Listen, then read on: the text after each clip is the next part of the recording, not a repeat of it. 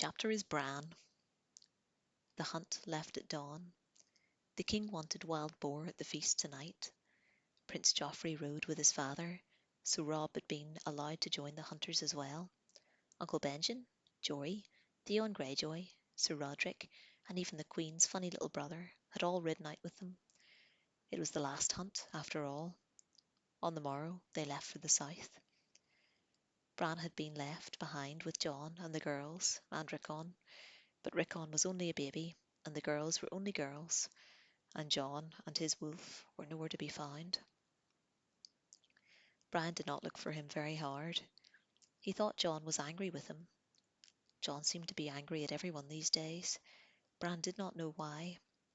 He was going with Uncle Ben to the wall to join the Night's Watch. That was almost as good as going south with the king. Robb was the only one they were leaving behind, not Jon. For days, Bran could scarcely wait to be off. He was going to ride the King's Road on a horse of his own, not a pony, but a real horse.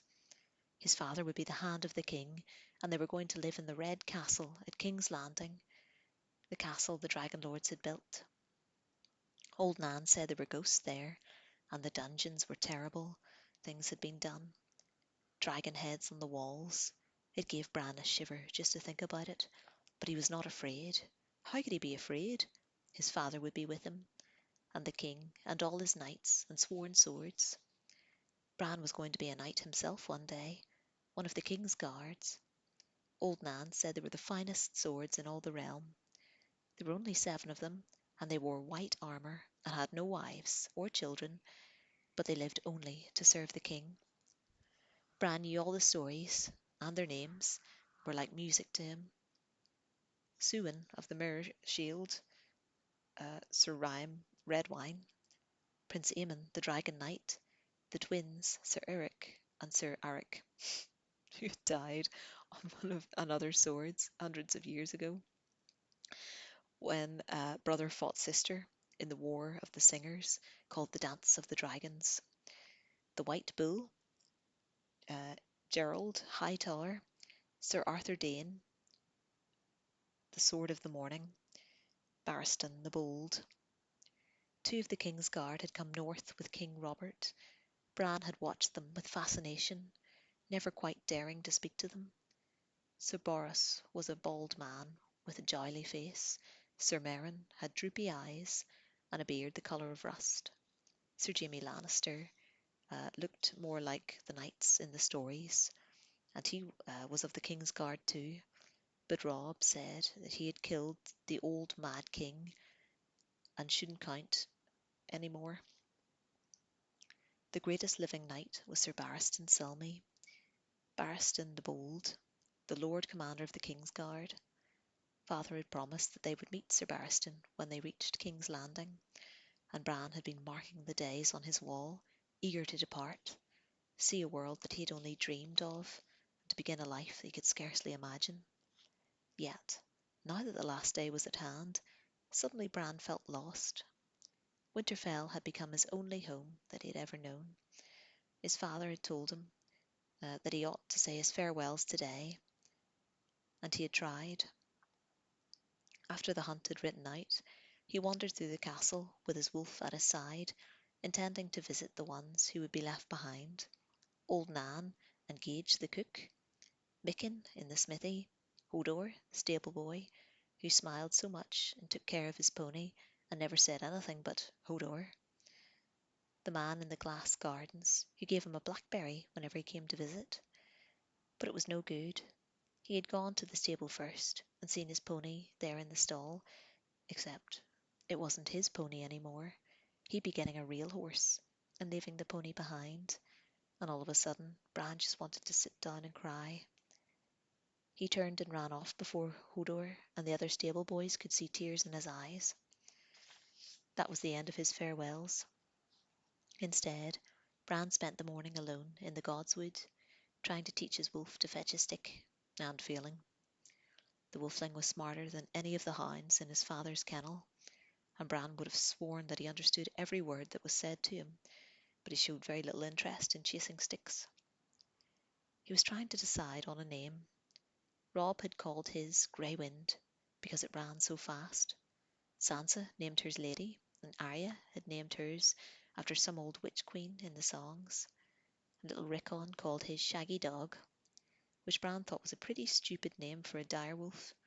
Jon's wolf, the white one, was Ghost. Bran wished he had thought of that first, even though his wolf wasn't white. He had tried 100 times in the last fortnight, but none of them sounded right. Finally, he got tired of the stick game and decided to go climbing. He hadn't been up to the broken tower for weeks, with everything that had happened. This might be his last chance. He raced across the Godswood, taking the long way round to avoid the pool where the heart tree grew. The heart tree had always frightened him. Trees ought not to have eyes, Bran thought, or leaves that look like hands. His wolf came sprinting at his heels. You stay here, he told him at the base of the sentinel tree near the armory wall. Lie down. That's right. Now, stay. The wolf did as he was told. Bran scratched him behind his ears, then turned away, jumped, grabbed a low branch, and pulled himself up. He was halfway up the tree, moving easily from limb to limb, when the wolf got to his feet and began to howl. Bran looked back down. The wolf fell silent, staring up at him through slitted yellow eyes. A strange chill went through him. He began to climb again. Once more the wolf howled. Quiet, he yelled. Sit down. You're worse than mother. The howling chased him all the way up the tree, until finally he jumped off onto the armory roof and out of sight. The rooftops of Winterfell were Bran's home. His mother often said that Bran could climb before he could talk. Bran could not remember when he first learned to walk, but he could not remember when he started to climb either, so he supposed it might be true. To a boy, Winterfell was a large, stone-grey labyrinth of walls and towers and courtyards and tunnels spreading out in all directions. In the older parts of the castle, the halls slanted up and down, so you couldn't even be sure what floor you were on. The place had grown over the centuries like some monstrous stone tree. Maester Luwin told him once that its branches were gnarled and thick and twisted, its roots stuck deep in the earth. When he got out from under it, he scrambled up near the sky. Bran could see all of Winterfell in a glance. He liked the way it looked, spread out beneath him, only birds wheeling over his head, while while all the life in the castle went on below. Bran could perch for hours among the shapeless, rain-worn gargoyles that brooded over the first keep, watching it all. The men drilling in the wood with steel in the yard, the cooks tending their vegetables in the glass garden, restless dogs running back and forth in the kennels. The silence of the Godswood, the girls gossiping beside the washing wheel. It made him feel like he was lord of the castle. In a way, even Rob would never know. It taught him Winterfell secrets too. The builders had not even levelled the earth. There were hills and valleys behind the walls of Winterfell, where a covered bridge that went from the fourth floor of the bell tower across the second floor of the rookery. Bran knew about that. He knew you could get inside the inner wall by the south gate, climb 3 floors, and run all the way around Winterfell through a narrow tunnel in the stone, and then come out on the ground level at the north gate, with 100 feet of wall looming over you. Even Maester Luwin didn't know that, Bran was convinced. His mother was terrified that one day Bran would slip and fall off the wall and kill himself. He told her that he wouldn't, but she never believed him. Once she made him promise that he would stay on the ground. He had managed to keep that promise for almost a fortnight, miserable every day, until one night he had gone out of the window of his bedroom while his brothers were fast asleep. He confessed his crime the next day in a fit of guilt. Lord Eddard ordered him to the Godswood to cleanse himself. Guards were posted to see that Bran remained there alone all night to reflect on his disobedience. In the morning, Bran was nowhere to be seen. They finally found him, asleep, in the upper branches of the tallest sentinel in the grove. As angry as he was, his father could not help but laugh.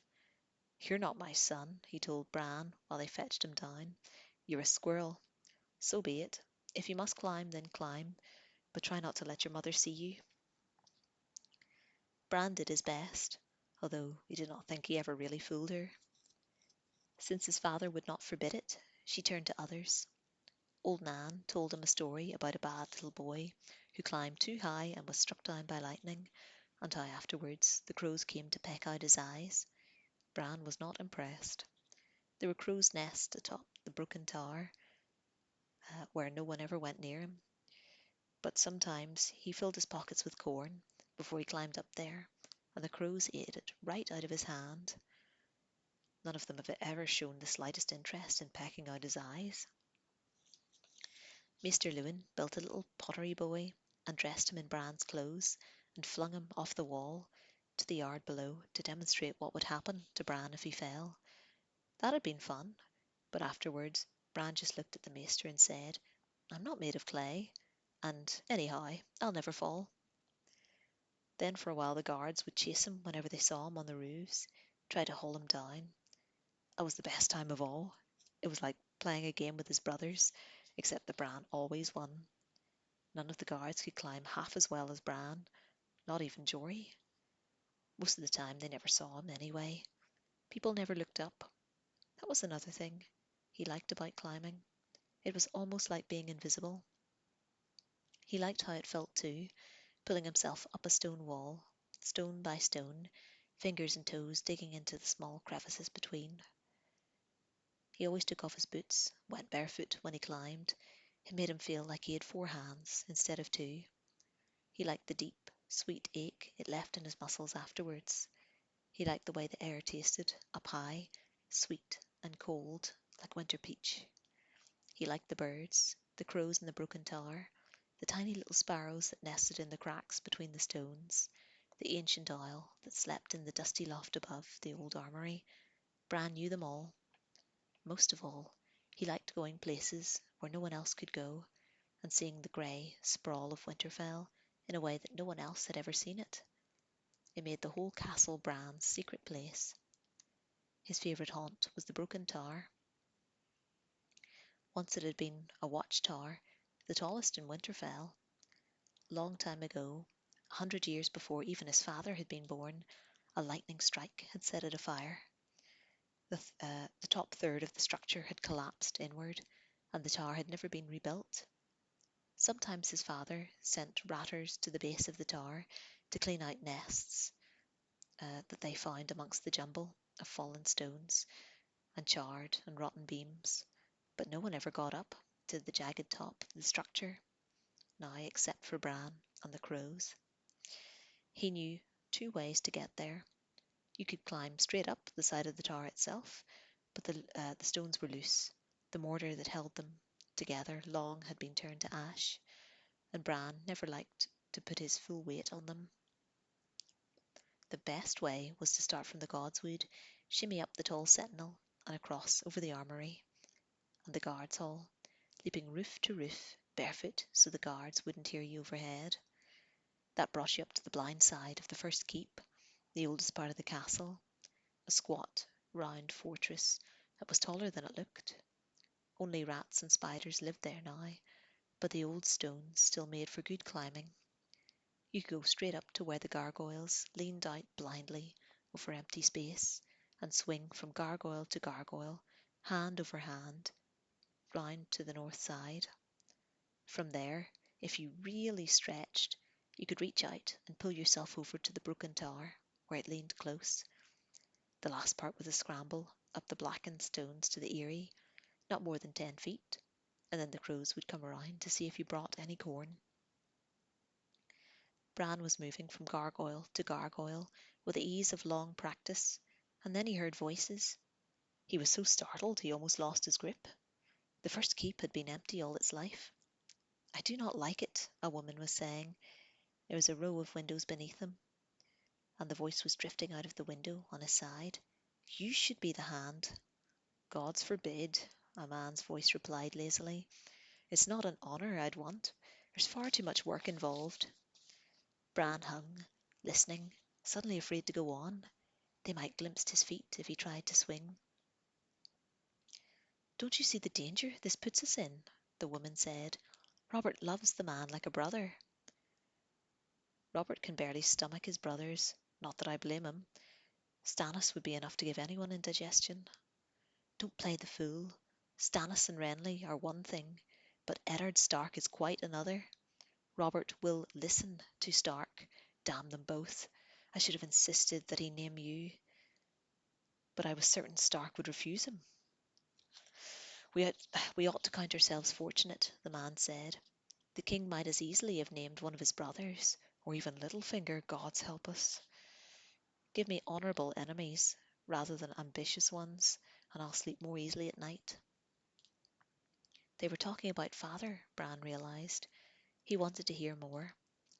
A few more feet, but they would be able to see him if he swung out in front of the window. We will have to watch him carefully, the woman said. I would sooner watch you, the man said. He sounded bored. Come back here. Lord Eddard has never taken any interest in anything that happens south of the Neck, the woman said. Never, I tell you. He means to move against us. Why else would he leave his seat of power? 100 reasons. Duty, honour. He yearns to write his name large across the book of history, to get away from his wife, or both. Perhaps he just wants a warm life for once. His wife is Lady Arryn's sister. It's a wonder Lisa's not here to greet us with her accusations. Bran looked down. There was a narrow ledge beneath the window, only a few inches wide. He tried to lower himself towards it. Too far. He would never reach. You fret too much. Lisa Arryn is a frightened cow. A frightened cow shared Jorn Arryn's bed. If she knew anything, she would have gone to Robert before she fled King's Landing. When he had already agreed to foster that weakling son of hers at Castle Rock? I think not. She knew the boy's life would be hostage to silence hers. She may grow bolder now that she's atop the Eyrie. Mothers. The man made the word sound like a curse. I think birthing does something to your minds. You're all mad, he laughed. It was a bitter sound. Let Lady Arryn grow bold as she likes. Whatever she knows, whatever she thinks she knows, she has no proof. He paused for a moment. Or does she? Do you think the king will require proof? The woman said. I tell you, he loves me not. And whose fault is that, sweet sister? Brian studied the ledge. He could drop down. It was too narrow to land on, but if he could catch hold and pull himself up. Except that would make a noise and draw them to the window. He was not sure of what he was hearing, but he knew it was not meant for his ears. You're as blind as Robert, the woman was saying. If you mean I see the same thing, yes, the man said. I see a man who would sooner die than betray his king. He betrayed one already, or have you forgotten? The woman said. Oh, I don't deny he's loyal to Robert. That's obvious. What happens when Robert dies and Joff takes the throne? And the sooner that comes to pass, the safer we'll all be. My husband grows more restless every day. Having Stark beside him will only make him worse. He's still in love with his sister, the insipid little dead 16-year-old. How long till he decides to put me instead? Uh, how long till he decides to put me aside for some new Lyanna? Brian was suddenly very frightened. He wanted nothing so much as to go back the way he came, to find his brothers. Only, what would he tell them? He had to get closer, Bran realised. He had to see who was talking. The man sighed. You should think less about the future and more about the pleasures at hand. Stop that, the woman said. Bran heard a sudden slap of flesh on flesh, and then the man's laughter. Bran pulled himself up, climbed over the gargoyle, crawled out onto the roof. This was the easy way. He moved across the roof to the next gargoyle, right above the window of the room where they were talking. All this talk is getting very tiresome, sister, the man said. Come here and be quiet. Brian sat astride the gargoyle, tightened his legs around it, and swung himself around, upside down. He hung by his legs and slowly stretched his head down toward the window. The world looked strange upside down. The courtyard swam dizzily below him, its stones still wet with melted snow. Bran looked in the window. Inside the room, the man and the woman were wrestling. They were both naked. Bran could not tell who they were. The man's back was to him, and his body screened the woman from view as he pushed her up against the wall. There were soft, wet noises, and Bran realized they were kissing. He watched, wide-eyed and frightened, his breath tight in his throat. The man had a hand down between her legs. It must have been hurting her there, because the woman started to moan, low in her throat. Stop it, she said. Stop it, stop it. Oh, please. But her voice was low and weak, and she did not push him away. Her hands buried themselves in his hair, his tangled golden hair, and pulled his face down to her breast. Brian saw her face. Her eyes were closed, and her mouth was open, moaning. Her golden hair swung from side to side as her head moved back and forth, but still he recognized the queen. He must have made a noise. Suddenly her eyes opened, and she was staring right at him. She screamed. Everything happened at once. The woman pushed the man aside, wildly, shouting and pointing. Bran tried to pull himself up, bending double as he reached for the gargoyle. He was in too much of a hurry. His hand scraped uselessly against the smooth stone, and in his panic his legs slipped. Suddenly he was falling. There was an instant of vertigo, a sickening lurch, and the window flashed past. He shot out a hand and grabbed for the ledge, lost it, caught it again with his other hand. He swung against the building hard. The impact took the breath out of him. Bran dangled, one hand, panting. The faces appeared in the window above him. The queen, and now Bran recognized the man beside her. They looked so much alike as reflections in a mirror. He saw us, the woman said shrilly. So he did, the man said. Bran's fingers started to slip. He grabbed the ledge with his other hands, fingernails dug into the unyielding stone. The man reached down. Take my hand, he said, before you fall. Bran seized his arm and held on tight with all his strength. The man yanked him up to the ledge. What are you doing? The woman demanded. The man ignored her. He was very strong. He stood Bran up on the sill. How old are you, boy? 7, Bran said, shaking with relief. His fingers had dug deep gouges in the man's forearms. He let go sheepishly. The man looked over at the woman. The things I do for love, he said, with loathing, and gave Bran a shove. Screaming, Bran went backwards out of the window into empty air. There was nothing to grab onto. The courtyard rushed up to meet him. Somewhere off in the distance, a wolf was howling. Crows circled the broken tower, waiting for corn. And that's the end of that chapter. Thank you for listening, and we'll pick back up in a few weeks' time.